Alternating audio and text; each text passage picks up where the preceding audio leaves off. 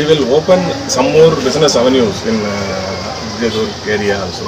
But that doesn't mean that we will close. Now already we got a better support from the ministry, and now the additional business idea. Now we are improving our cruise.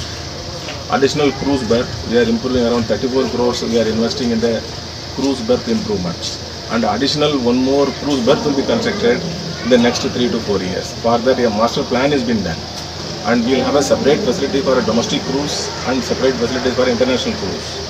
And we have a wider plans. We are having a consultancy also, and we are consulting the stakeholders. Many of the hotels we are encouraging, why can't you build a jetty so that water-based ferries can be moved from one place to another. So we are taking all possible steps, like eco-tourism. Tourism related, we are focusing more on that. Apart from that, clean cargo segment also we are focusing. So nothing to worry about it. The port will survive. It is having a tradition of more than 130 years. So I may come and go, people may come and go, but the port will remain forever for the society, for Vasco. So we have taken various measures as a plan B also.